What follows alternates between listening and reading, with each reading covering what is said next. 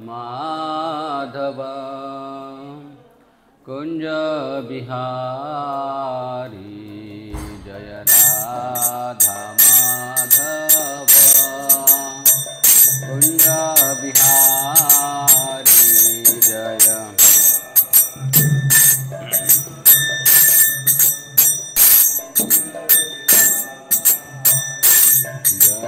गोपी जना वल्लभा गिरिवरधारी जय जय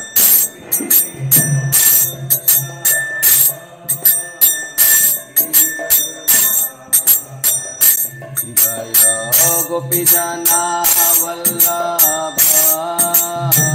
गिरिवरधारी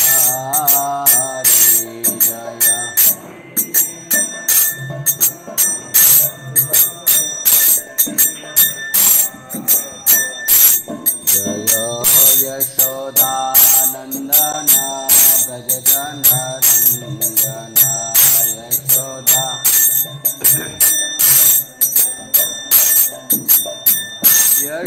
यशोदानंदन ब्रज जन रंजन यशोदा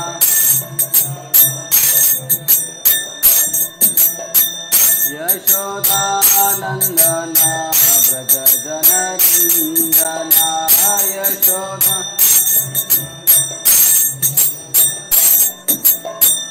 यमुना तीरावनचारी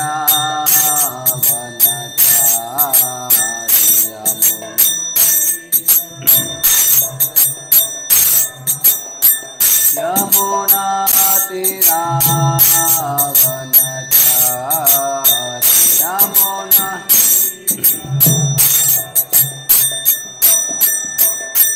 जय राधा माधव कुंज बिहारी जय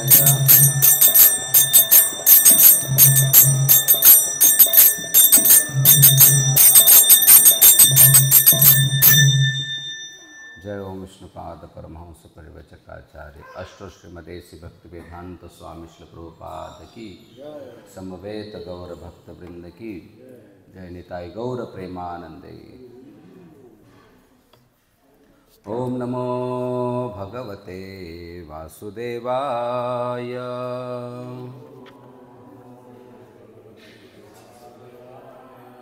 ओम नमो भगवते वासुदेवाय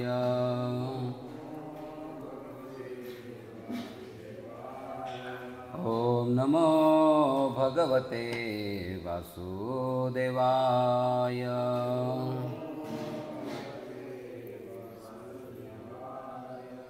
हरे कृष्णा। श्रीमद्भागवतम स्कंद 10 अध्याय 85 वसुदेवांना उपदेश आणि देवकीस मृतपुत्रांची प्राप्ती। श्लोक क्रमांक 6 प्राणादीनां विश्वसजां शक्तयो या परस्यतः पारतंत्राद्य वैसाद्याश यादद्वेयोश्च चेष्टताम्। अनुवाद प्राणवायू तथा विश्वनिर्मितीच्या इतर घटकांनी प्रकट केलेल्या सर्व शक्ती म्हणजे तुम्हा भगवंतांच्याच व्यक्तिगत शक्ती होत। कारण चैतन्य आणि जड पदार्थ या दोन्ही शक्ती तुम्हा भगवंतांच्या नियंत्रणाधीन तथा तुमच्यावर अवलंबून आहेत आणि परस्परापासून भिन्नही आहेत। अशा प्रकारे या भौतिक जगातील प्रत्येक सक्रिय गोष्टीस तुम्हीच क्रियाशील करून ठेवलेले आहे। तात्पर्य प्राण म्हणजे आपण सामान्यतः ज्या वायूचा स्पर्श अनुभवतो त्या वायूपेक्षा सूक्ष्म वायू होय। प्राण हा सृष्टीतील इतर कोणत्याही घटकापेक्षा सूक्ष्म असल्यामुळे त्याला कधीकधी अखिल अस्तित्वाचा उगम मानण्यात येते।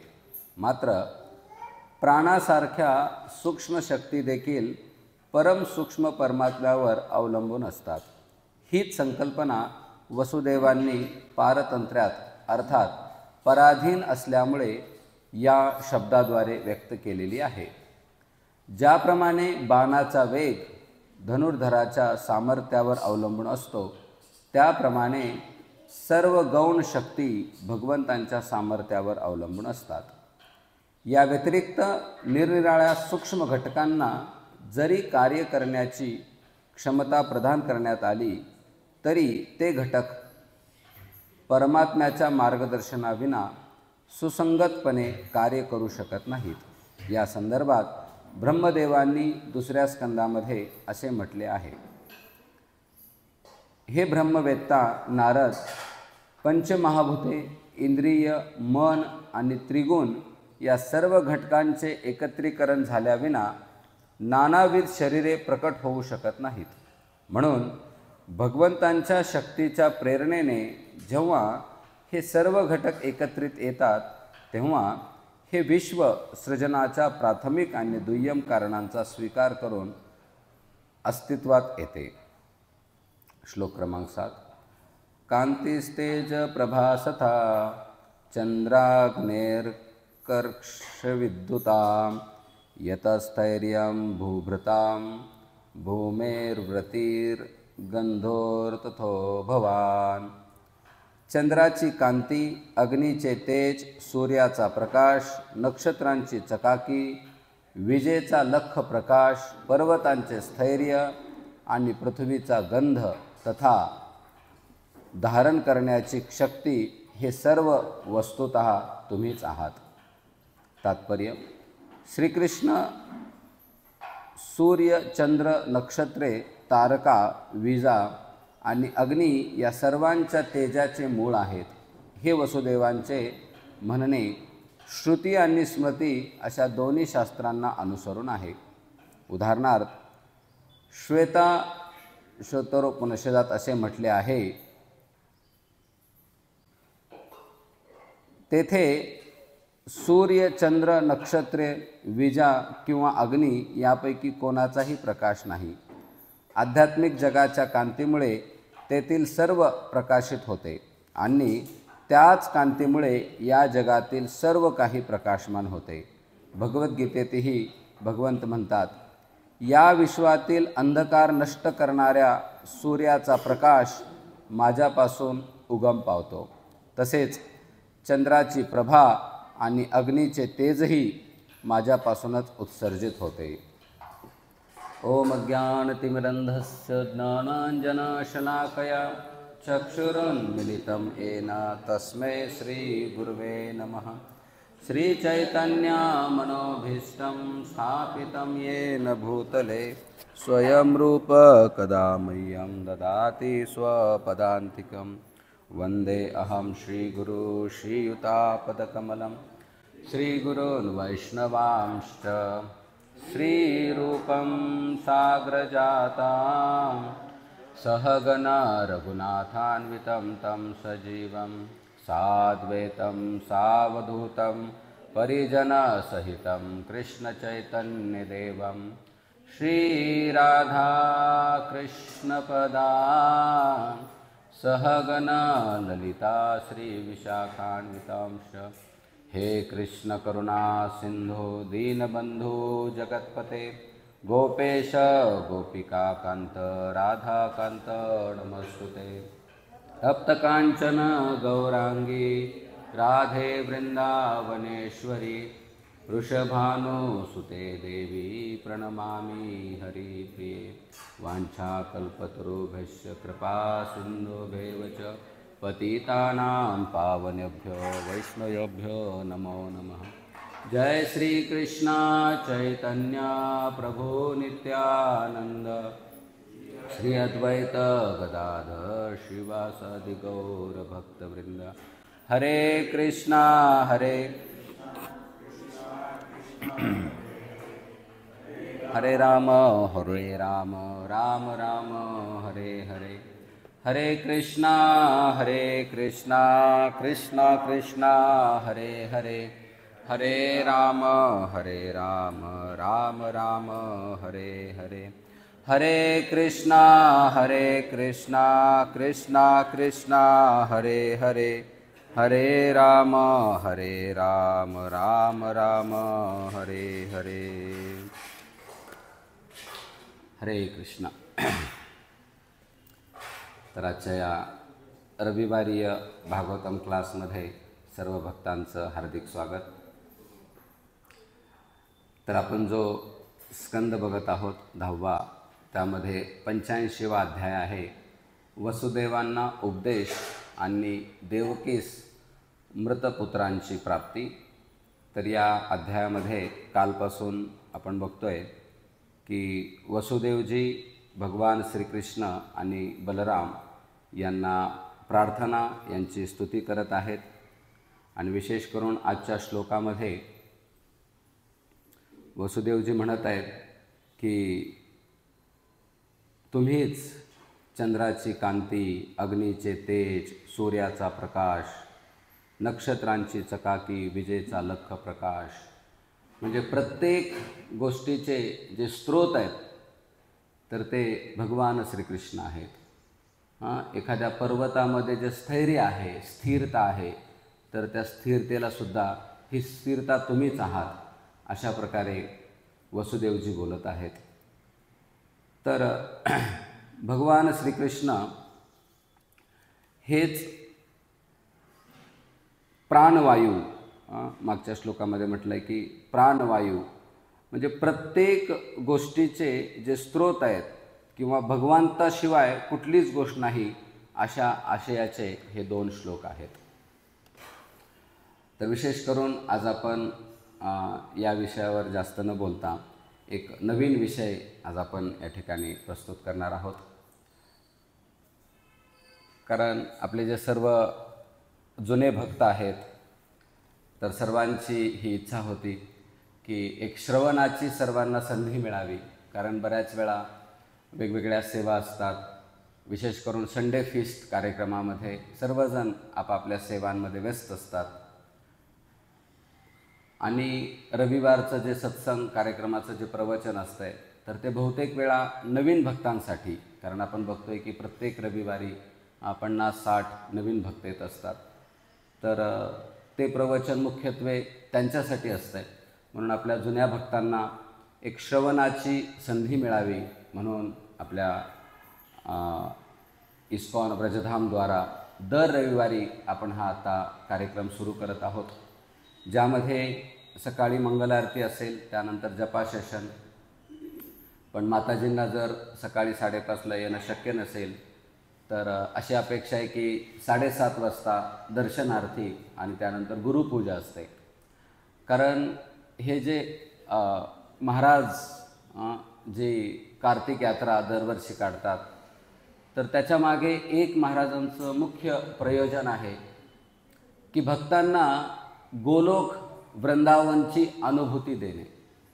की गोलोकामध्ये नित्य सर्व भक्त कृष्ण कथेत, कृष्ण गुणगानामध्ये जसं तल्लीन असतात 24 आवर्स, तर तसा एक माहोल, तशी एक परिस्थिती सर्व भक्तांच्या समवेत आणावी, या दृष्टिकोनातून महाराज न चुकता कुठलीही अडचण असेल तर कार्तिक यात्रा अरेंज करतात.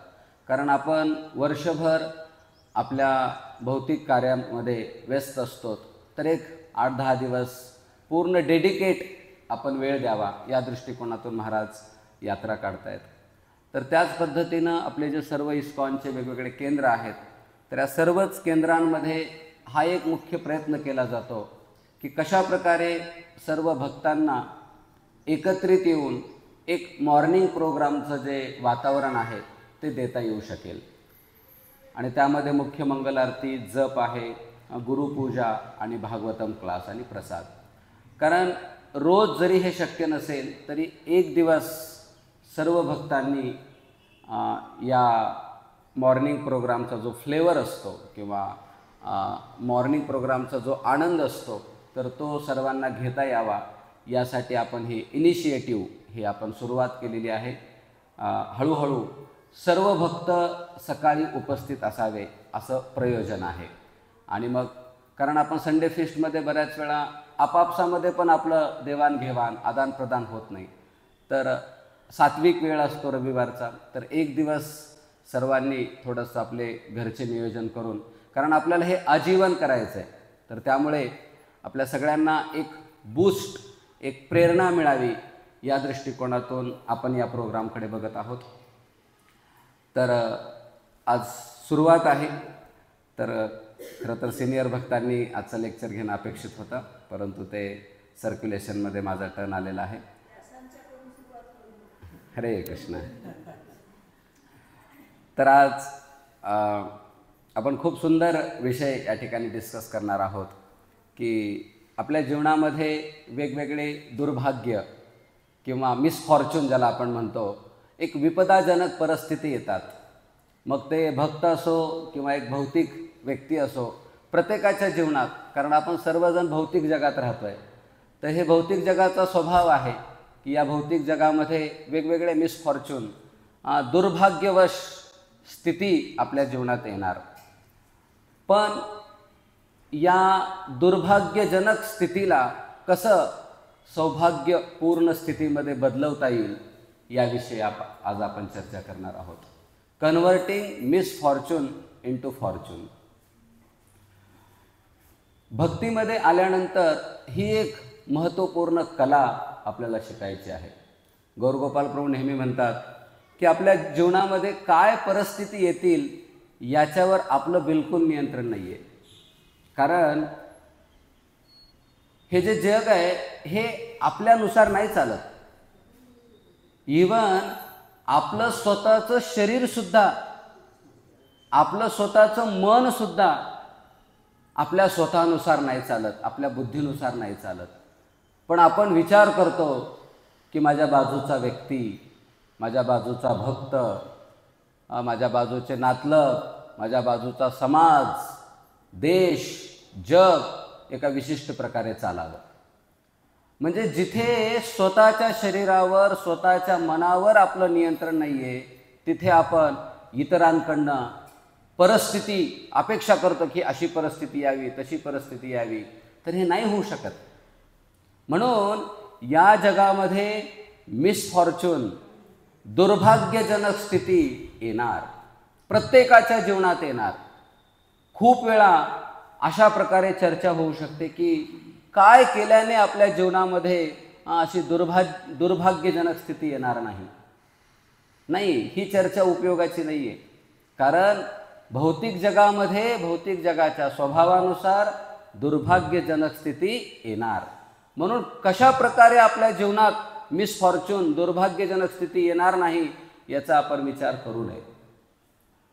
कारण ते स्थिती येणारच आहेत. तर आपला विचार हा असला पाहिजे, आलेल्या परिस्थितीला आपण कसं टॅकल करावं, की त्याला कशा प्रकारे आपण फॉर्च्यून, एक त्यालाच सौभाग्यजनक स्थिती म्हणून परावर्तित करावं. तर याचा आपण विचार केला पाहिजे. आपल्या जीवनामध्ये खूप वेळा आपण कार्य करत असताना लक, नशीब ही गोष्ट आपण म्हणत असतो. तर लक नक्की आहे, परंतु कुठलंही जे लक आहे ते बाय चान्स नसतं आहे. गुड लक असो किंवा बॅड लक, हे बाय चान्स नसतं आहे. जसं एखाद्या कंपनीमध्ये एखादा व्यक्ती कार्य करतो आहे, तर त्याचं जे प्रमोशन आहे किंवा डिमोशन आहे हे बाय चान्स नसतं आहे. असंच नाही घडत. एखादा व्यक्ती असंच त्याला प्रमोट नाही केलं जात किंवा त्याला असंच त्याचं डिमोशन नाही होत. तर त्याचे जे कार्यकलाप आहेत, त्याचे ते कार्यकलाप कोणी ना कोणी ऑब्झर्व करत असतं आहे. त्याच्यावरती कोणाचं तरी निरीक्षण असतंय आणि त्या निरीक्षकाच्या दृष्टीत जेव्हा त्याचा चांगुलपणा येतो तेव्हा हळूहळू त्याला प्रमोशन दिलं जात आहे. तर त्याच प्रकारे या प्रकृतीमध्ये, या भौतिक जगात आपण कार्य करत असताना आपल्या जीवनात जे काही घडणार आहे ते ॲटोमॅटिक नाही घडणार. चाहे ते प्रमोशन असो किंवा डिमोशन असो. आपल्या जीवनात काही चांगुलपणा घडत असेल किंवा काही वाईट घडत असेल, ते ॲटोमॅटिक नाही घडत. तर कोणीतरी लक गिव्हर, लक प्रोव्हायडर आहे. ते गुड लक असेल किंवा बॅड लक. तर जसं त्या कंपनीतील व्यक्तीचं कोणीतरी निरीक्षण करतंय, तसं आपल्यावर सुद्धा निरीक्षण आहे. आपल्याला असं वाटतंय की मी माझ्या जीवनात कुठलेही कार्य जेव्हा करतोय तर मी स्वतंत्रपणे करतोय, माझ्या कार्यांना कोण साक्षी आहे? तर असं नाही आहे. आपलं प्रत्येक कार्य कोणी ना कोणी बघत आहे. तर त्यामुळे आपल्या कार्यानुसार आपल्याला रिवॉर्ड्स किंवा जे काही प्रमोशन्स आहेत किंवा जे काही डिमोशन्स आहेत ते मिळत असतात. म्हणून आपण आपल्या पूर्ण आयुष्यामध्ये आपल्या ज्या क्रिया आहेत, जे काही कार्यकलाप आपण करतोय, तर त्याच्यावरती आपलं म्हणजे कुणाचं लक्ष नाही हे आपण गृहीत धरू नये. We are always under observation. आपण नेहमी निरीक्षणात, ते म्हणतात यू आर अंडर CCTV है ना, नेहमी तुमच्यावरती कॅमेरा आहे. म्हणून आपण जे काही क्रिया करतोय त्या अंडर ऑब्झर्वेशन आहेत हे आपण लक्षात ठेवणं आवश्यक आहे. तर आपल्या जीवनामध्ये जे मिसफॉर्च्यून किंवा जे दुर्भाग्यजनक स्थिती आहेत, तर अशा अनेक स्थिती येणार आहेत. परंतु या स्थितींना आपल्याला टॅकल किंवा त्यांचा सामना करणं आपल्याला शिकणं गरजेचं आहे. पण याचं जे शेवटचं जे सोल्युशन आहे ते मी अगोदर सांगेल. श्री चैतन्य प्रभू जे पुण्याचे ब्रह्मचारी आहेत, तर ते म्हणतात की holy name is the pathway to find good fortune. की आपल्या जीवनात जे काही मिसफॉर्च्यून आहे, जे काही दुर्भाग्यजनक विपदाजनक स्थिती आहे, तर त्या स्थितीतून गुड फॉर्च्यूनकडे, एक सौभाग्यजनक स्थितीकडे घेऊन जाण्यासाठी Holy name is the pathway. तर हे आपलं लेक्चरचं निष्कर्ष असणार आहे. तर त्याच्या अगोदर आपल्याला हे समजून घेणं आवश्यक आहे की नेमकं आपण कशाला दुर्भाग्य म्हणावं आणि कशाला सौभाग्य म्हणावं.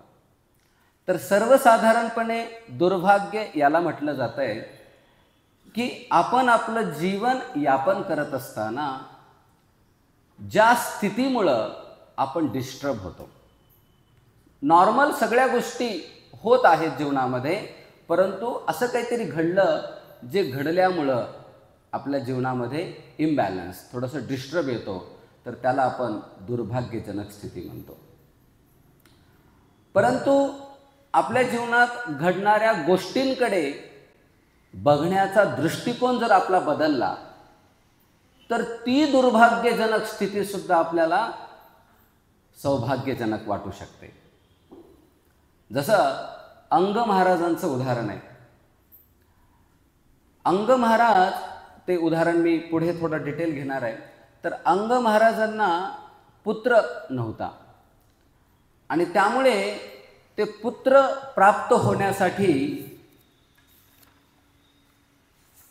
अंग महाराज यज्ञ करतात. परंतु त्यांनी जेव्हा यज्ञामध्ये देवी देवतांचं आवाहन करतात, देवी देवतांना आमंत्रित करतात, तर सर्व देवी देवता आकाशामध्ये येऊन स्थित होतात. अंग महाराजांना कळतंय की सगळे देवी देवता आलेत, पण ते देवी देवता यांनी जे काही भोग केलेले असतात तर ते स्वीकार करत नाहीत.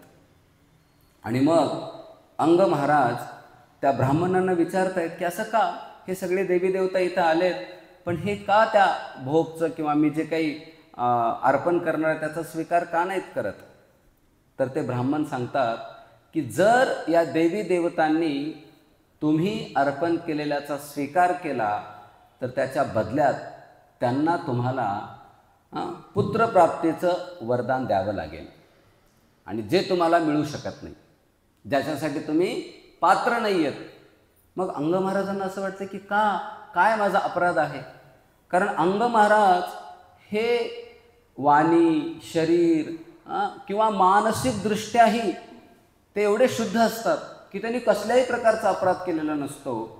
परंतु ते ब्राह्मण सांगतात की आज तुम्ही शारीरिक, मानसिक, वाचिकदृष्ट्या तुम्ही कुठलेही अपराध केलेले नाही आहेत, परंतु तुमचा पूर्वजन्मीच्या अपराधामुळे तुम्हाला पुत्र प्राप्त नाही होऊ शकत. अशा प्रकारे ते ब्राह्मण अंग महाराजांना सांगतात. मग अंग महाराजांची तर इच्छा असते की मला पुत्र हवा आहे, आणि मग ते सांगतात की जेव्हा कोणीच कुणालाच काहीच देऊ शकत नाही, तेव्हा कृष्ण, विष्णू विष्णूकडे जाणं हा एकमेव पर्याय आहे. आणि मग ते अंग महाराज त्यानंतर विष्णूसाठी यज्ञ अरेंज करतात, विष्णूंचं पाचारण करतात आणि तेव्हा विष्णू त्यांना पुत्र होण्याचं वरदान देतात. तर इथे परत हा मुद्दा आहे की जर त्यांच्या लकमध्ये किंवा त्यांच्या नशिबात जर पुत्रप्राप्ती नव्हती तर ती भगवंतांनी दिली, पण भगवंतांनी का दिली हा एक प्रश्न इथे उद्भवतो. तर तिथे असं सांगण्यात आलं आहे की पुत्र नसणे किंवा पुत्र नसल्यानंतर ज्या वेदना होतात, जो त्रास होतो, त्याच्यापेक्षा जास्त त्रास चुकीचा पुत्र प्राप्त झाल्यानंतर होतो. असे कितीतरी पालक असं म्हणतात है ना, आई असं बोलते है ना की माझी कोस वांज राहिली असते तर चाललं असतं, पण हे माझ्या पोटाला का आलंय.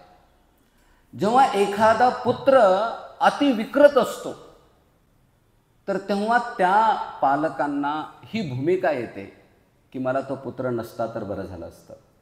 तर इथं ना त्याचं ते इक्वेशन तयार केलं आहे की no son equal to bad son. म्हणजे पुत्र नसल्यानंतर जो त्रास होणार होता ना, तर कधीकधी त्याच्यापेक्षा जास्त त्रास चुकीचा पुत्र असल्यास होतो. म्हणून ही एक मिसफॉर्च्यून आहे की काही लोकांच्या जीवनामध्ये त्यांना पुत्रप्राप्ती नाही झालेली किंवा कुठलंच अपत्य त्यांना नाही आहे, तर त्याला बरीचसे लोक खूप विपदाजनक स्थिती, हे माझ्या जीवनातलं मोठं दुर्भाग्य आहे या दृष्टिकोनातून बघू शकतात. आणि मग अशा व्यक्तींना जेव्हा ॲक्च्युली पुत्र प्राप्त होतो तर मग त्यांना असं वाटतं की आता हे सौभाग्यामध्ये परावर्तित झालं आहे, परंतु तो पुत्र जर अत्यंत चुकीचा असेल तर तो पुत्र नसल्या समानच आहे. मग कोणी असं म्हणू शकतंय की जर तो पुत्र चांगला असेल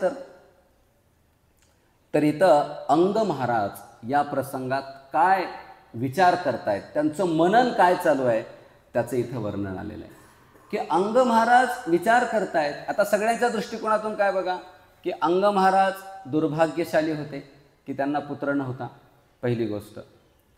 त्याच्यानंतर त्यांनी देवतांना प्रसन्न केलं, विष्णूला प्रसन्न केलं आणि विष्णूंनी त्यांना पुत्र दिला, पण तो पुत्र अत्यंत विकृत होता, वेन, त्याचं नाव होतं वेन.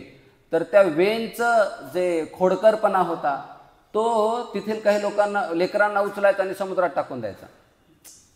म्हणजे ज्या पुत्रासाठी एवढं प्रयत्न केलेले आहेत तो पुत्र इतरांचे पुत्र समुद्रात टाकून देतोय. तर हे जे वेनचं कृत्य होतं तर हे अत्यंत चुकीचं असल्या कारणाने जे अंग महाराज आहेत त्यांच्यासाठी पुन्हा हे दुर्भाग्यवश स्थिती आली. मग आपल्याला असं वाटू शकतंय की कदाचित अंग महाराजांचा तो पुत्र जर खूप चांगला असता तर त्याला सौभाग्य किंवा सौभाग्याची स्थिती म्हणता येईल का. तर अंग महाराज इथं विचार करतायत की नाही, मला पुत्र नव्हता तेव्हा मला असं वाटत होतं की मी खूप दुर्भाग्यशाली आहे. त्यानंतर मला हा खोडकर पुत्र झाला वेन, आता मला असं वाटत आहे की मी खूप सौभाग्यशाली आहे. ज्याला आपण म्हणतोय दुर्भाग्य, आपण ह्याला दुर्भाग्यच म्हणतोय ना की हा एवढा खोडकर मुलगा आला. तर आपल्या दृष्टीमध्ये चांगला मुलगा हे सौभाग्याची स्थिती आहे, परंतु अंग महाराज म्हणतायत की चांगला जो मुलगा आहे ना तो माझ्या जीवनात आला नाही, हे खूप चांगलं झालं. का? कारण जर तसा मुलगा माझ्या जीवनात आला असता तर मला त्याच्याप्रती अटॅचमेंट, एक आसक्ती निर्माण झाली असती. आणि आज अंग महाराज या भक्तिमय मार्गावरती जे पुढं जात आहेत, कारण कसं आहे की व्यक्ती एखाद्या ठिकाणी, जसं आपण म्हणतोय असे भरपूर उदाहरणं आहेत पुढे, की अंग महाराजाचा जर पुत्र चांगला असता तर ते असं म्हणतायत की मला या भौतिक जगाबद्दल आसक्ती निर्माण झाली असती आणि आत्ता मी जो भक्ती मार्गावर पुढे जाण्याचा निर्णय घेतला आहे त्यापासून मी थांबलो असतो. तर अंग महाराजांच्या दृष्टिकोनातून चुकीचा मुलगा ही सौभाग्यशाली स्थिती आहे. जी की आपल्या दृष्टीमध्ये दुर्भाग्यशाली आहे. तर इथे आपल्यासमोर ज्या काही गोष्टी येतात तर त्यांना आपण कसं बघतोय तर त्याच्यावर अवलंबून आहे की आपल्या जीवनात आलेली स्थिती ही चांगली आहे का चुकीची आहे. म्हणून खूप वेळा ना, जसं मागच्या 2 रविवारपूर्वी श्रीवास ठाकूर प्रभू सांगत होते की एक पक्षी एका व्यक्तीच्या शर्टवरती पोटी करतो. तर एखादा व्यक्ती हा विचार करू शकतो की या जगात त्या पक्षाला मीच भेटलो का, आणि आजच आता मी इंटरव्ह्यूला जात आहे आणि त्याला आजच माझ्या शर्टवरती पोटी करायची होती का, अशा प्रकारे तो नकारात्मक विचार करू शकतो. पण कदाचित एखादा व्यक्ती त्यालाच किंवा तो जो व्यक्ती होता तो असा विचार करतोय की बरं झालं हाती आकाशात उडत नाहीत, कारण हाती जर आकाशात उडत असते आणि त्या हातीनं जर पोटी केली असती तर माझं काय झालं असतं. कारण असंही आपल्यावर आलेल्या परिस्थितीला आपण नाही बदलू शकत. म्हणून जे घडलंय ना त्याला आपण कसं बघतोय त्याच्यावरती आपलं कॉन्शियसनेस अवलंबित आहे.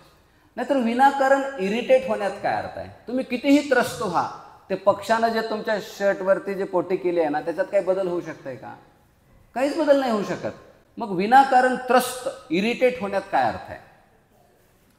तर असं आहे की आपण आपल्या जीवनात वेगवेगळ्या गोष्टी जेव्हा बघतो ना तर त्या कशा बघतोय ते खूप मॅटर करतंय. जसं एक वडील खूप दारुडे होते, सतत दारू प्यायचे. तर त्यांना 2 मुलं होते. तर एक मुलगा दारू पित होता त्यांचं बघून आणि दुसरा मुलगा त्यांचं बघून दारू पित नव्हता.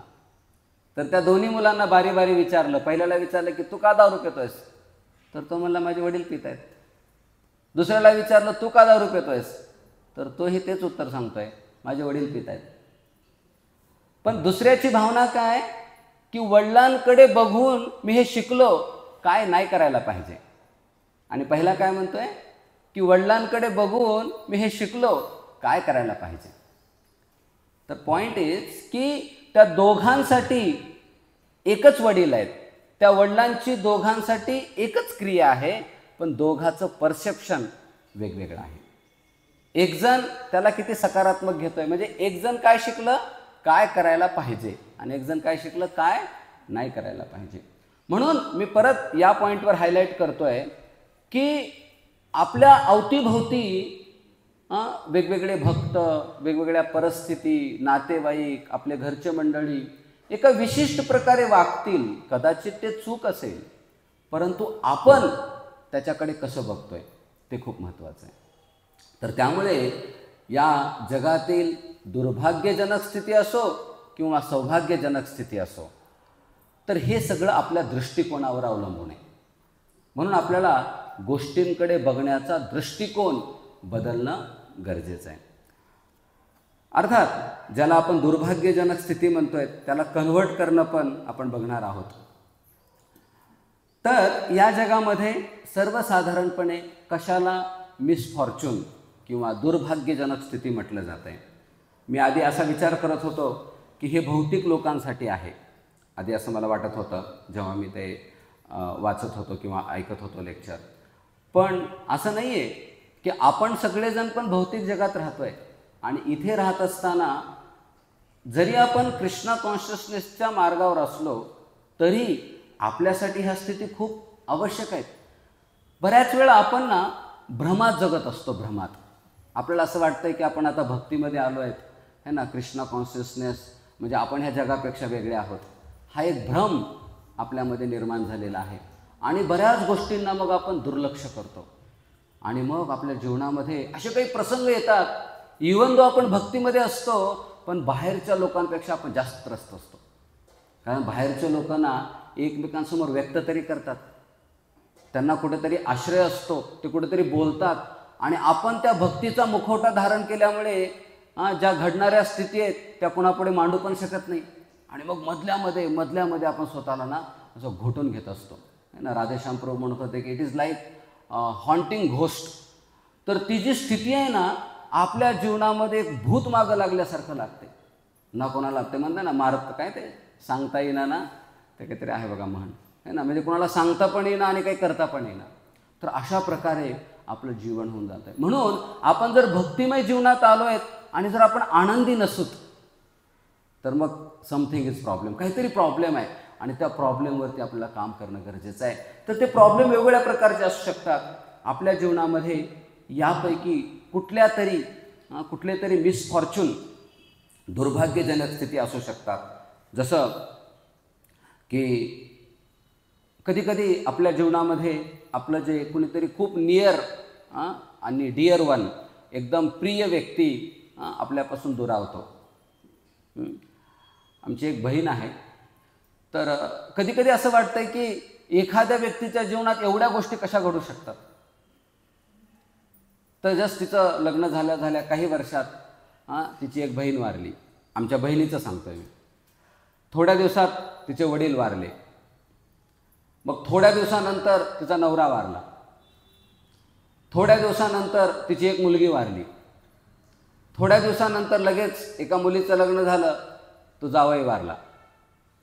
म्हणजे मला पॉईंट हा सांगायचा आहे की आपल्या जीवनामध्ये अशा प्रकारच्या परिस्थिती येणार नाहीत का? आपण भक्त आहेत म्हणून आपण याला अपवाद आहोत का? नाही, आपल्याही जीवनात अशा अनेक प्रसंग येतील, अशा कितीतरी विपदाजनक दुर्भाग्यजनक स्थिती येतील. स्वाभाविक आहे आपण पण तिथे परेशान होणार. मग कृष्णा कॉन्शियसनेसमध्ये येऊन, भक्तीमध्ये येऊन आपण प्राप्त काय केलं?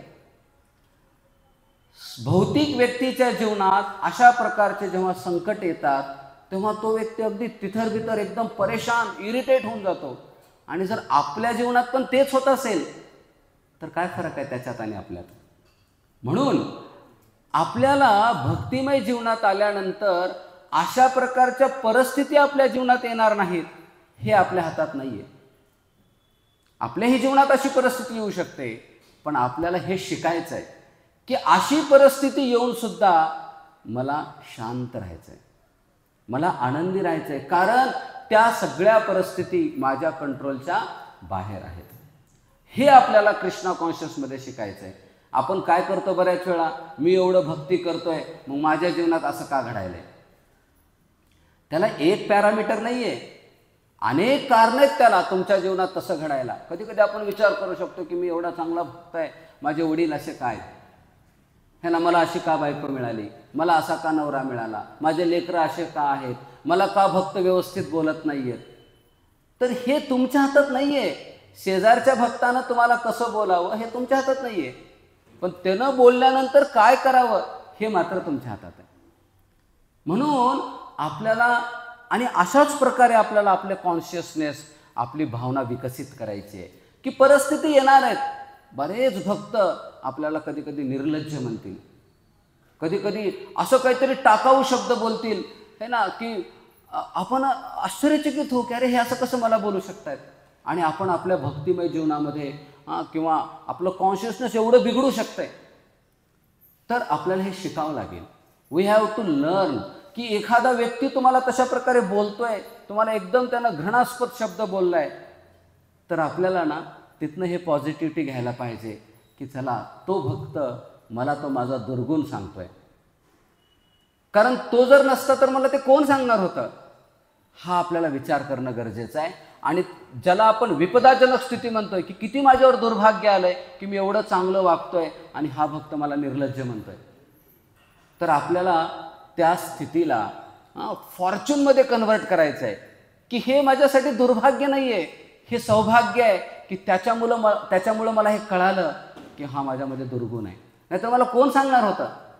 मी या दुर्गुणाचा आधार घेऊन किती कार्य करत होतो. तर बरं झालं या भक्तांनी मला ते सांगितलेलं आहे.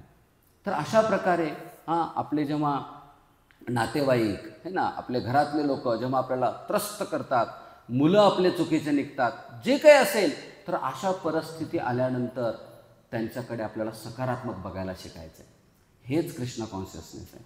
नाहीतर आपण जर बाहेरच्या लोकांसारखंच मग त्याच गोष्टीला मनात घेऊन दिवस दिवस, रात्र रात्र, महिने महिने, वर्ष वर्ष आयुष्य जर आपलं असंच चिंतेत त्रस्त अवस्थेत जात असेल, तर आपण मग कृष्ण भावनेमध्ये येऊन काय प्राप्त केलं आहे.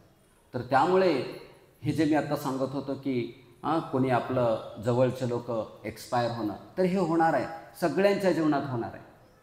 त्यानंतर कधी कधी ॲक्सिडेंट होतो आपला स्वतःचा पण. आपण सगळ्या गोष्टी व्यवस्थित फॉलो करत असतो, पण अनावधानानं आपल्या जीवनामध्ये ॲक्सिडेंट होणार. या भौतिक जगात आपण वावरतोय तर ते आपल्या जीवनात घडणार. मग ते घडलं म्हणून आपण परत हे ना काय उपयोग आहे एवढी भक्ती करून असं म्हणून नाही चालणार. तर आपल्याला त्या परिस्थितीचा सामना करायला शिकायचं आहे. म्हणून मी वारंवार ह्या गोष्टीवर बोलतोय की आपल्या जीवनात येणारे जे दुर्भाग्यजनक स्थिती आहेत तर त्यांना आपण नाही रोखू शकत. आपल्या अवतीभोवती कोणी मरेल, आपला स्वतःचा ॲक्सिडेंट होईल, कधी कधी असं होईल की आपलं स्वतःचं हेल्थ, डायबेटीज, वेगवेगळ्या प्रकारचे रोग आपल्याला येतील आणि मग ते येणार आहेत, पण त्यांना सामोरं करणं आपल्याला शिकायचं आहे. कधी कधी असं होईल की आपण खूप प्रामाणिकपणे वागतोय, पण आपल्यावर काहीतरी ॲलिगेशन, काहीतरी आपल्यावरती आरोप येतील. मग ते संस्थेत पण येऊ शकतात किंवा आपापल्या ज्या नातेवाईकाच्या सोबत आपण राहतो तिथे पण. तर आपण प्रामाणिकपणे कार्य करतोय, परंतु आपल्यावर आरोप येतो. तर आपल्याला असं वाटतंय हे ना की किती माझ्या जीवनात हे दुर्भाग्यजनक स्थिती आहे, असं का घडलं, काय चुकलं माझं, मी कशात कमी पडलो, ही आपली भावना असते. किंवा कधी कधी आपलं काहीतरी प्रॉपर्टी कोणीतरी हिरावून घेऊन जात आहे, कधी कधी आपला पैसा चोरी होऊ शकतो, कधी कधी आपली जी प्रतिष्ठा आहे ती हरवली जाऊ शकते. तर अशा प्रकारे वेगवेगळ्या व्यक्तीच्या जीवनात वेगवेगळ्या विपदाजनक स्थिती येऊ शकतात. कदाचित काही जणांच्या जीवनामध्ये खूप सौभाग्यशाली गोष्टी असतील. कोणी कोणी खूप सुंदर गायक असेल, एखादा कोणी ॲक्टर असू शकतो, किंवा कोणी एक चांगला बिझनेसमॅन असू शकतो, त्याचं इन्कम, आर्थिक स्थिती खूप चांगली असू शकते. तर आपल्या जीवनात असं नाही आहे की नेहमी सगळ्या दुर्भाग्यजनक स्थिती घडतात. तर कधीकधी आपल्या जीवनामध्ये सौभाग्यशाली किंवा चांगल्या गोष्टी पण घडत असतात, है ना. फॉर्च्यून थिंग्स आपल्या जीवनामध्ये येत असतात. मग याचा अर्थ पण असा नाही आहे की आपल्या जीवनामध्ये सगळं चांगलं व्हायलंय. ते चांगलं होता मध्ये सुद्धा परत काहीतरी वाईट होत असतंय. म्हणून आपल्या जीवनात चांगलं होतंय याचा अर्थ असा नाही आहे की आपल्याला दुर्भाग्यजनक स्थितीला कसं हँडल करायचं हे शिकायची गरज नाही आहे, असं बिलकुल नाही आहे. कारण आपल्या जीवनात बऱ्याच गोष्टी चांगल्या घडत असतात, पण त्या चांगल्या गोष्टी घडताना सुद्धा अनेक चुकीच्या गोष्टी घडतात. म्हणून अल्टिमेटली आपल्याला त्या मिसफॉर्च्यूनला टॅकल करणं शिकावंच लागणार आहे. तर राधेश्याम प्रभू ह्याच्याबद्दल खूप छान उदाहरण सांगत होते की एक मुलगा त्याचं शिक्षण चालू असताना लोन काढतो आणि त्याचा असा विचार असतो की जसंही माझं शिक्षण संपेल तर हळूहळू माझ्या नोकरीद्वारा मी ते लोन फेडेल. पण असं होतं आहे की त्याचं शिक्षण संपत आहे पण त्याला नोकरी मिळत नाही आणि मग थोडा 2, 3, 4 वर्षाचा काळ जातो आणि त्या दरम्यान त्याचे आईवडील थकतात, त्याच्या बहिणी लग्नाला येतात.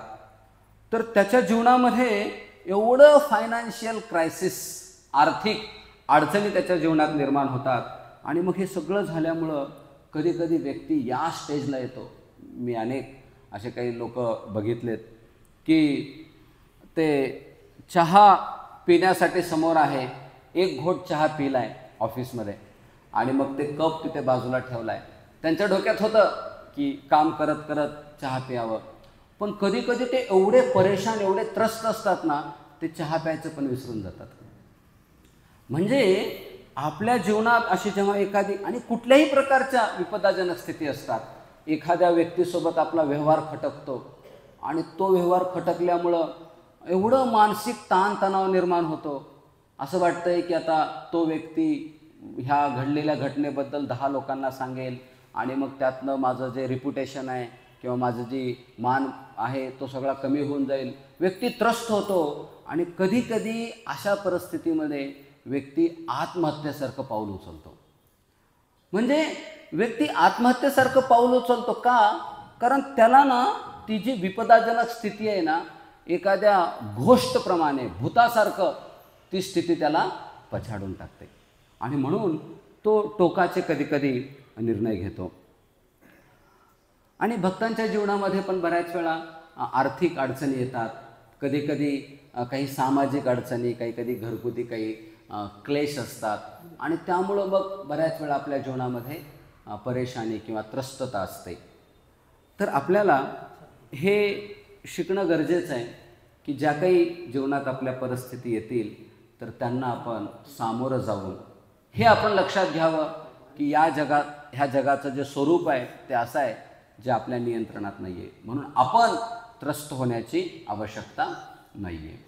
तर शास्त्रामध्ये असे अनेक उदाहरण आहेत, ज्या उदाहरणांमधून आपण हे बघूयात की त्यांच्या जीवनात किती विपदाजनक स्थिती आली होती, पण त्यांना कसं सकारात्मक घेतलं, कसं त्याच स्थितीला त्यांनी फॉर्च्यूनमध्ये कन्व्हर्ट केलं, दुर्भाग्याला सौभाग्यामध्ये परावर्तित केलं. तर खूप सुंदर उदाहरण आहे विदुरजींचं. तर आपल्या सर्वांना माहिती आहे की विदुरजी आज पण विदुर नीती खूप प्रसिद्ध आहे ना. विदुरची जी म्हणजे विदुर हे खूप महान पंडित होते. त्यांचं जे काही ज्ञान आहे तर ते खूप म्हणजे प्रभावी ज्ञान असणारे व्यक्तिमत्व. आणि हे विदुरजी जेव्हा धृतराष्ट्राच्या राजदरबारात बसलेले होते तर हा दुर्योधन तिथे विदुरजींचा अपमान करतो आणि असं सांगतो की हे विदुरजी आपलं मीठ खातायत आणि पांडवांची चाकरी करतायत. तर अशा प्रकारे दुर्योधन विदुरजींना बोलतो. खरं तर एवढ्या अंकल आहेत ते, ॲक्च्युली त्यांचे काका होते. तर यांना अशा प्रकारे दुर्योधनानं बोलणं हे खूप अपमानित करणं आहे. कधीकधी असं म्हणतात की शारीरिक वार काही काळानंतर मिटून जातो, परंतु हे जे शब्द आहेत दुर्योधनाद्वारे बोललेले तर हे कर्णबाण आहेत, कानामध्ये घुसणारे बाण आहेत हे. आणि यामुळं स्वाभाविक जर विदुरासारख्या महान व्यक्तीला एक साधारण दुर्योधन जर असं बोलत असेल तर ती खूप अपमानपूर्ण स्थिती आहे. आणि हे ऐकून विदुरजी त्याचा विरोध पण करू शकले असते, कारण विदुरजींच्या जीवनात ही कशी स्थिती आहे, दुर्भाग्यशाली स्थिती आहे. परंतु विदुरजी त्याला सकारात्मक घेतात. आपल्याला माहिती असलं पाहिजे विदुरजी कोण आहेत. तर विदुरजी ॲक्च्युली त्या तात्पर्यामध्ये राधेश्याम प्रभू असं म्हणत होते की विदुरजींच्या जीवनात ही जी स्थिती आली ना ही भगवंतांनीच आणली होती. का? कारण हे जे विदुरजी आहेत हे यमराज होते आणि मग एक वेळा यमराज भगवान श्रीकृष्णाकडे येऊन म्हणतात की मला थोडं ब्रेक पाहिजे, मला सुट्टी पाहिजे. मग भगवंत म्हणतात कशासाठी सुट्टी हवी आहे? तर मला पूर्ण वेळ तुमच्या भक्तीमध्ये मला तल्लीन व्हायचं आहे. हा सगळा जो कामाचा व्याप आहे, एवढ्या लोकांचं पाप बघायचं, त्यांना त्यांच्या पापानुसार शिक्षा द्यायची, हे मला थोडे दिवस ब्रेक हवा आहे. आणि म्हणून कृष्ण कशी अरेंजमेंट करतात बघा त्यांना ब्रेक देण्याची. तर एक मांडव मुनी म्हणून होते, तर त्यांच्या प्रती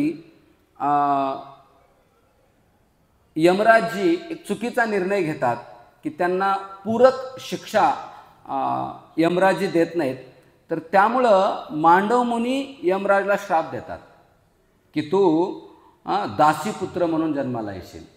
आणि मग ते यमराज विदुरजी म्हणून येतात. आपल्याला ते कथा माहिती आहे की कसे विदुरजी दासीपुत्र आहेत. आणि इथं येऊन काय करायलेत विदुरजी?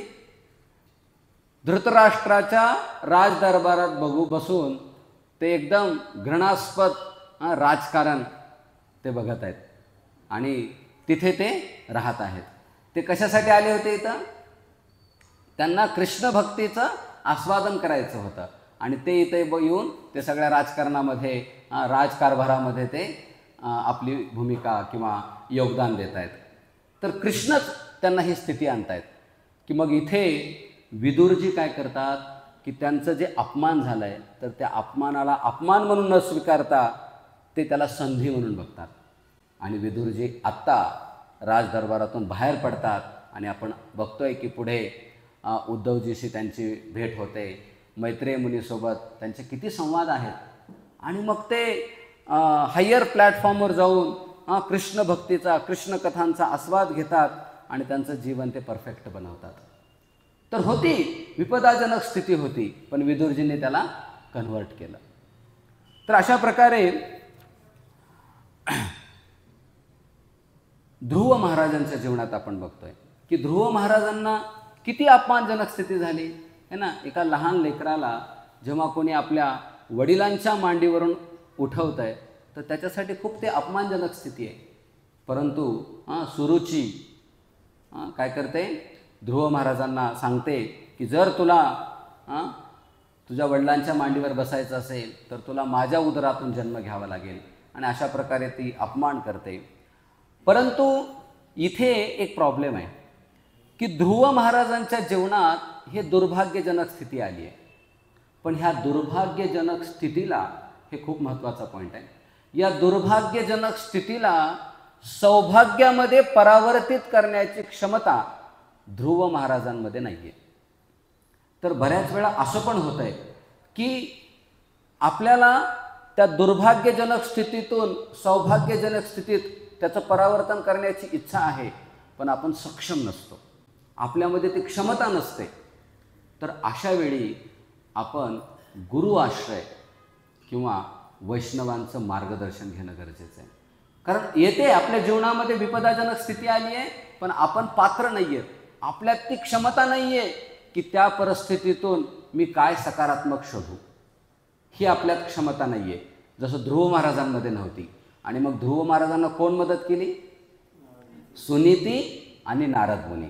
तर सुनीतीनं मार्ग दाखवला है ना, शरणागतीचा मार्ग दाखवला, आणि नारद मुनींनी त्या मार्गाचं आचरण कसं करायचं, मग त्याच्यासाठी त्यांनी ओम नमो भगवते वासुदेवाय मंत्र दिला.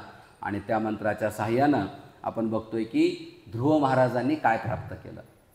तर दुर्भाग्यजनक स्थिती आली होती, पण त्या स्थितीला या दोघांच्या मदतीनं बदलवलं. तर अगोदर आपण हे बघितलं की जसं विदुरजींनी स्वतः निर्णय घेतला, कारण विदुरजी सक्षम होते, त्यांना हे माहीत होतं की कशा प्रकारे मी या स्थितीला बदलवू शकतो. पण ध्रुवाला ते माहीत नव्हतं. परंतु ध्रुव सुनीती आणि नारद मुनीच्या मदतीनं ते स्थिती बदलवतात.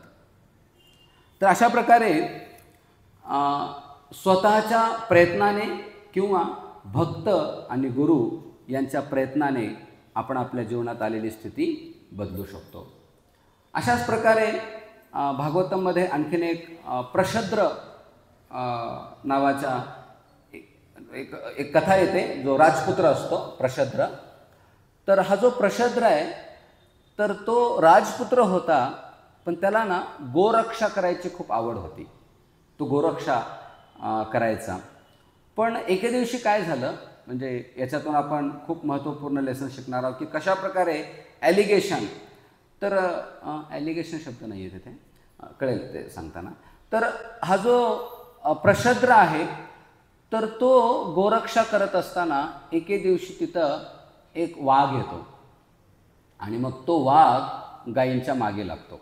मग सगळ्या गायी पळत असतात, थोडा अंधार झालेला असतो, आणि मग हा प्रशद्र सगळ्या गायींचं संरक्षण करणं त्याला शक्य नव्हतं. म्हणून तो काय विचार करतो की मी ह्या वाघालाच मारून टाकतो, जेणेकरून ॲटोमॅटिक सगळ्या गायींचं संरक्षण होईल. आणि मग तो बाणाद्वारे या वाघावरती आघात करतो, पण चुकून तो बाण त्या वाघाला न लागता एका गायीला लागतो, आणि मग ते गाय मरते. मग त्याला कळत पण नाही त्यावेळेस. पण जेव्हा सकाळ होते तर तेव्हा त्याच्या लक्षात येतं आहे, ॲक्च्युली ते वाघालाही थोडं स्पर्श झालेला असतो त्या बाणाचा. मग वाघ पळून जातो तिथून, पण गाय मरते. तर मग दुसऱ्या दिवशी काही ब्राह्मण तिकडे येतात आणि ते सांगतात की तुझ्याकडनं गोहत्या झालेली आहे, आणि त्याला गोहत्यारा म्हणून त्याला घोषित केलं जातं आहे. खरं तर तो गोरक्षक होता, परंतु या रात्रीच्या प्रसंगामुळे घडलेल्या प्रसंगानं तो गोहत्यारा म्हणून घोषित होतो. आणि मग त्याला श्राप मिळतो त्याला. परंतु तो जो प्रशद्र होता तर तो त्या श्रापाला परत नकारात्मक न घेता तो असा विचार करतो की नाही, आता मला संधी मिळाली आहे की मी ह्या पूर्ण जे काही राजकुमार म्हणून तो कार्यरत होता हे सगळं सोडून मी जाऊन तपश्चर्या केली पाहिजे. आणि मग तो एका गुरुकुलमध्ये प्रवेश करतो आणि तिथे जाऊन तो पूर्ण कृष्ण आश्रय घेतो. नाहीतर सर्वसाधारणपणे आपल्या जीवनात जर असं घडलं असतं, कशा प्रकारे, जसं विदुरजींच्या जीवनात घडलं किंवा अंग महाराजांच्या जीवनात घडलं किंवा हा प्रशद्र आहे किंवा ध्रुव महाराज, तर यांच्यासारखं जर आपल्या जीवनात काही घडलं असतं तर आपण विरोधात्मक भूमिकेत गेलो असतो. की जसं आता इथे हा प्रशद्र भांडत बसला नाही की माझी काय चूक होती, हे ना, मी तर गायींचं संरक्षण करत असताना ते बाण चुकून गायीला लागला, तर तो भांडत बसला नाही, तर त्यानं तिथून बाहेर निघाला आणि त्याला जे कृष्ण भक्तीचा आश्रय घ्यायचा होता तो त्यानं घेतला. तर बऱ्याच वेळा आपल्याला, अर्थात आपण त्या शमंतक मण्याच्या कथेमध्ये हे पण बघितलं होतं की कधी कधी आपल्याला फाईट केलं पण पाहिजे. काही वेळा आपण विरोध दर्शवू पण शकतो, पण बहुतेक वेळा आपण तिथून स्वतःला अलिप्त केलं पाहिजे. कारण काही काही गोष्टी असतात आपल्या नियंत्रणात नाही आहेत, म्हणून आपण तिथून अलिप्त करून जे आपल्याला गोल साध्य करायचं आहे, आपल्या जे जीवनाचा मुख्य उद्देश आहे जो आपल्याला साध्य करायचा आहे, तर त्याच्यासाठी आपण कार्यरत होणं गरजेचं आहे.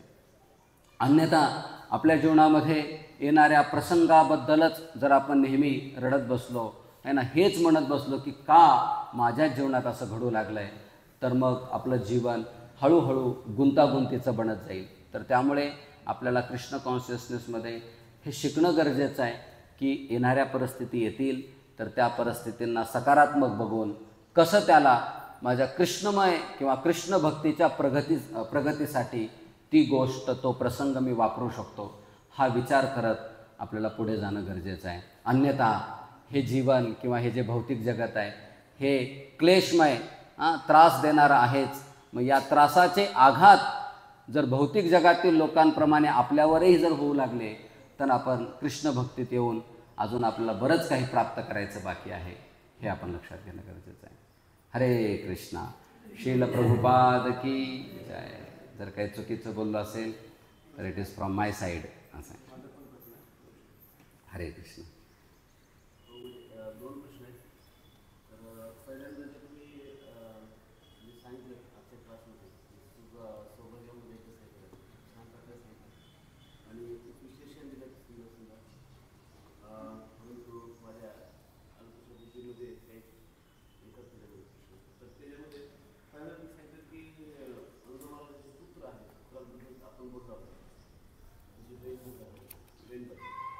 तर खूप वेळेस मी असं ऐकलेलं आहे की पुत्राला जर तुम्ही वळण जर व्यवस्थित लावू शकत नसता, पिताची रिस्पॉन्सिबिलिटी आहे की पुत्राला छान वळण लावणं, आणि जर आपण त्याला भक्तिमय कार्यात लागलं नसेल तर ते आपण पिता म्हणून एक आपली जी ही आहे, आपण पिता नाही आपण असं म्हटलं जातं.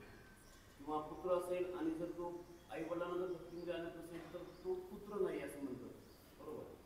मग आता वेन जे आहे ते वेन आपण हे सांगितलं की एखादा पुत्र जर खोडकर असेल किंवा एक वाईटार असेल तर छंदच त्या छान आपण असं म्हणतो. मग या ठिकाणी मग थोडंसं कन्फ्युजन आहे की पुत्र म्हणजे त्याच्या बाय कर्म, त्याच्या पास्ट कर्मानुसारच तो वाईट ठरतो का आपण व्यवस्थित वळण न लावल्यामुळे तो वाईट होतो. बरोबर आहे की एखादे जे मुलं जास्तच खोडकर असतात किंवा आईवडिलांचं ऐकत नाही, तर मग ते आपल्या संस्कारामधील कमीपणा आहे का ते तसेच राहणार होते, असा त्यांचा प्रश्न आहे. काही मी चूक बोललो तर करेक्ट करावं भक्तांनी.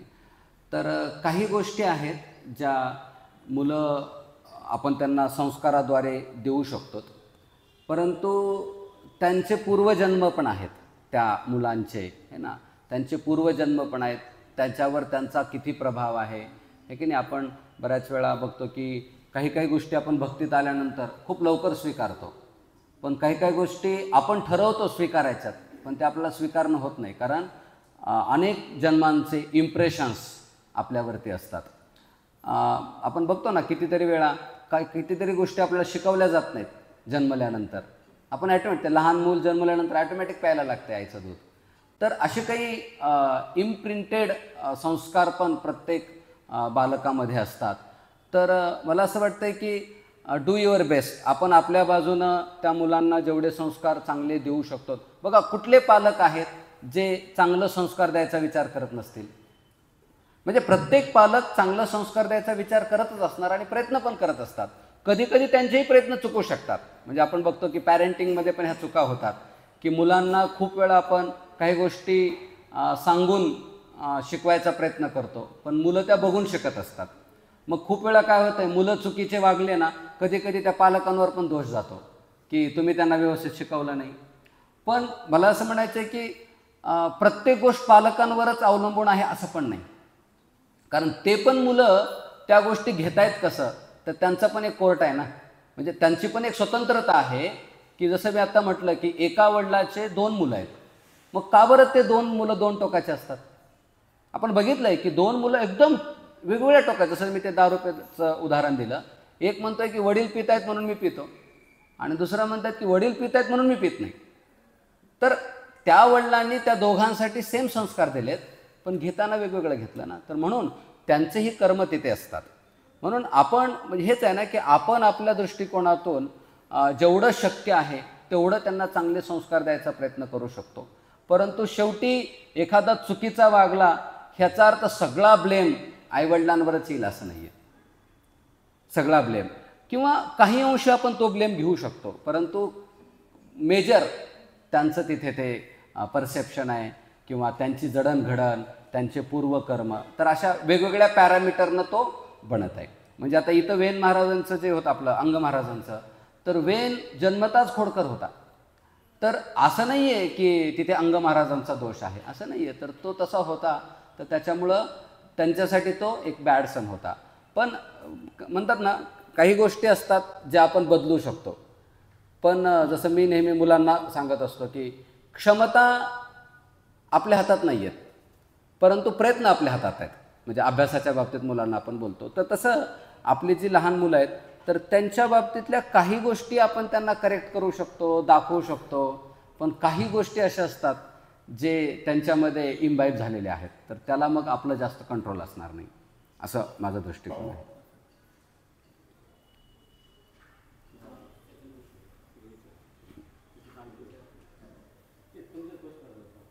अच्छा.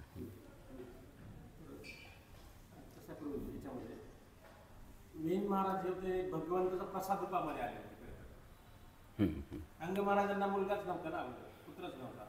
तर भगवंताची प्रार्थना केली, भक्ती केली, त्याच्यानंतर प्रसाद रूपामध्ये वेन महाराज आले. पहिला आहे ना, होणारच नव्हता त्यांना, असं होतं ना, होणारच नव्हता. हां. तर झालं काय याच्यामध्ये परत आई आणि वडील 2 असतात. आईचे गुण जे असतात ते मुलामध्ये उतरत असतात सरासरी 99% आणि मुलीमध्ये वडिलांचे गुण उतरत असतात सरासरी. अंग महाराज तर महान भक्तच होते परंतु वेन महाराजांचा संपर्क आईसोबत होता जास्त त्यांच्या. आणि आई ही राक्षसी वृत्तीची होती त्यांची, माहित असेल सर्वांना. हा, ते राक्षसी वृत्तीची होती. तर आई सतत सतत सतत त्यांना कान भरायची त्यांना सतत. त्याच्यामुळे वेन महाराजांवर तसेच संस्कार पडत गेले.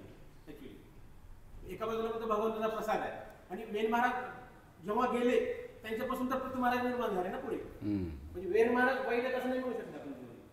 ऍक्च्युली भगवंताची प्लॅनिंग असते हे सर्व खरं तर बघितलं तर. एक आता ऍक्च्युली भागवतामध्ये आहे म्हणजे उतार झालाच की त्यांचा, की आपल्याला सीख देण्यासाठीच आहेत खरं ह्या गोष्टी करत. तर आईचे संस्कार केल्यामुळे वेन महाराजांना असे आणि त्यांना बाजूला पण ठेवायचे होते. कुणाला अंग महाराजांना जसं तुम्ही सांगितलं की भक्ती करत होते तर त्यांना आसक्ती ठेवलीच नाही. हे पण एक मुद्दा आहे. खूप छान. आणि आताच्या मुलांना काय की पूर्वी म्हणतात ना ते एक मूल वाढण्यासाठी पूर्ण गावाची मदत असायची पण अलीकडे त्या मुलासाठी फक्त आई वडीलच समोर आहेत, दुसरं काहीच उदाहरण नाहीत. म्हणून त्यांना जे काही शिकणार आहे ते दोघांकडूनच आहे ना. तर त्याच्यामुळं मुलांना जे एक्सपोजर होतं तर ते तेवढं मिळत नाही आहे. तर ह्यांनी जसं प्रभूजींनी आता सांगितलं की आईनं सुद्धा त्याचे कानं भरलेले होते. तर ह्या सगळ्या परिस्थिती आहेत प्रभूजी. एकच कारण नाही आहे की म्हणजे मुलगा चुकीचा वागला की लगेच मग सगळं खापर आईवडिलांवर असं नाही आहे. तर बाकी पण बऱ्याच परिस्थिती कारणीभूत आहेत त्याला.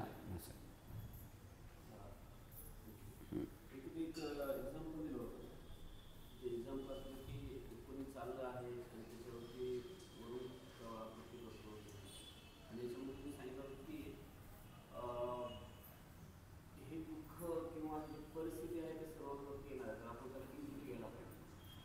मग जर त्याच्यामध्ये मला हे दिसलं, आपण जर त्या परिस्थिती जर इझिली जर घेतल्या किंवा त्याला इग्नोर केलं आपण त्या स्थानामध्ये, तर मग ते आपण भगवंताकडे जो आपला म्हणजे दुःखामध्ये आपण काय करतो, भगवंताची शरण जातो. जसे गुरु महाराजांचं एक्झाम्पल घ्या. गुरु महाराजांनी जर समजा तो अपमान जर इग्नोर केला असता, की ते आई बोलली काय करायचं असं म्हणून इग्नोर केला असता, तर इझिली काय घेतलं असतं, तर गुरु महाराजांनी शरण घेतली असती. तसं जे दुःख जे आहेत आपल्याकडे, तर आपण जर दुःखाला जसं आपण इझिली जर नाही घेतलं तर मग आपण भगवंताकडे जास्त आकर्षित नाही होऊ शकतो, भगवंताची शरण नाही घेतलं. मग इझिली गुण कशा प्रकारे भगवंताकडे शरण घेतलं नाही तेच बोललो ना पण की आपल्या जीवनात दुःख येणार आहेत. जसं आता तुम्ही उदाहरण देताय, दुःख येणार आहेत तर आपण त्यांना इग्नोर नाही करत, म्हणजे ते आलं आहे सोडून द्या असं नाही आहे.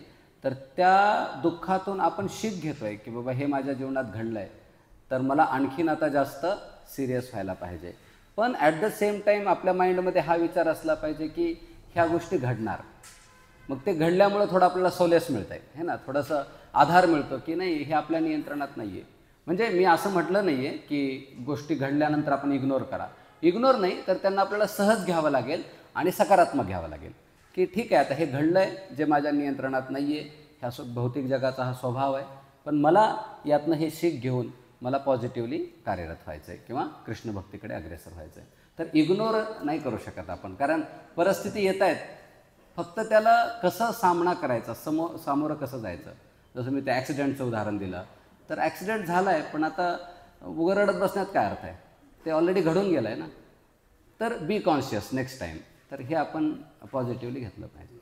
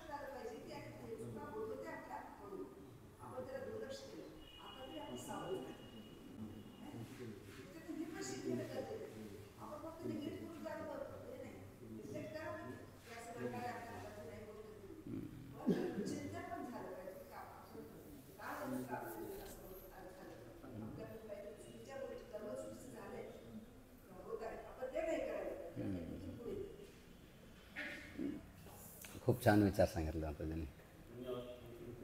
हरे कृष्ण.